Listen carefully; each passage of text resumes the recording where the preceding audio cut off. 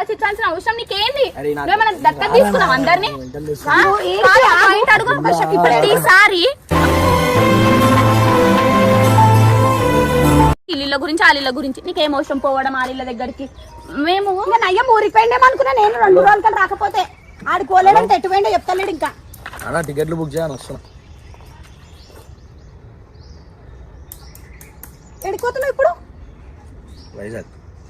ఆయన ఎక్కడ కూడా ఉంటే వెళ్ళిపోతుండే. గచ్చిపోలికి పోవాల్సిన అవసరం ఏంది గంగు? వాళ్ళ పోతే ఏంటంటే నాకు పీస్ఫుల్ ఉంటది.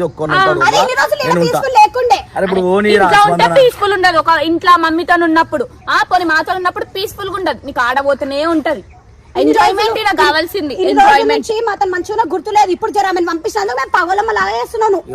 నేను మా అమ్మ గురించి వచ్చిన, మీరు కూడా ఎతికిరు. చాలా థ్యాంక్స్ ప్రేమ చూపించినందుకు. మా అమ్మ కాలు మొక్కిన రాగానే. ఇంకోసారి నేను ఆలీలో గురించి నాకు అవసరం లేదు. ఏదో కొంచెం మైండ్ ఫ్రెష్ అవుతుందని 2 రోజులు బయటికి పోయినా. అంతకు మించి ఆడ ఏం అయ్యేది అంత ఏం లేదు. అంతే చాలా ఏడలేను. ఆడ ఫామ్ హౌస్లు ఉన్నా, ఆ బాలాపూర్ ఫామ్ హౌస్ లో నాన్నే ఉన్నా 2 రోజులు. అంతే 2 రోజులు మంచిగా వండుకొని రెస్ట్ తీసుకొని వచ్చిన. వీడియో పెట్టుకొని పోయి కూర్చోబెట్టి నేను కూర్చోబెట్టి క్లారిటీ తీసుకుంటాం. వద్దు నొల్లిలు వద్దు మనకి. మంచిగా కలిసిమెలిసి ఒక ఫ్యామిలీ లాగా ఉండేటోళ్ళం. ఎప్పుడు ఇట్లా పగోళ్ళకి ఎప్పుడు ఉండొద్దు. అది చూసినాం మనం, ఆ ఫేస్ చేసినాం. వచ్చి మాట్లాడదాం, ఆంటీతో కూడా క్లారిటీ తీసుకుందాం. ముందు ఎట్లుండేనో ఇప్పుడు కూడా అట్లనే ఉందాం.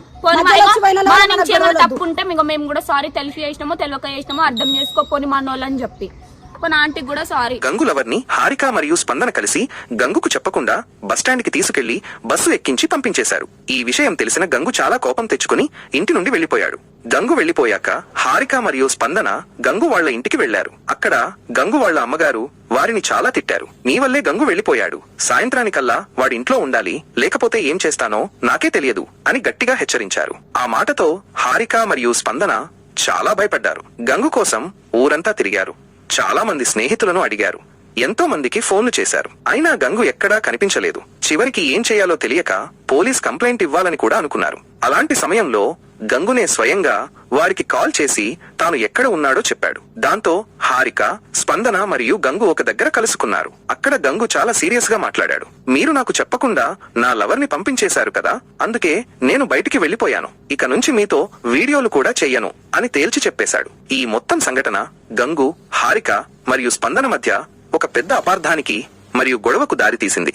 గంగు తన స్నేహితుల మీద చాలా కోపంగా ఉన్నాడు మరియు వారితో కలిసి పనిచేయడానికి కూడా ఇష్టపడటం లేదు. హారిక మరియు స్పందన తమ చర్యల పట్ల బాధపడుతున్నారు మరియు గంగు తిరిగి రావాలని కోరుకుంటున్నారు. పరిస్థితి చాలా ఉద్రిక్తంగా ఉంది మరియు ముగ్గురి మధ్య సయోధ్య కుదరడం అంత సులువుగా కనిపించడం లేదు.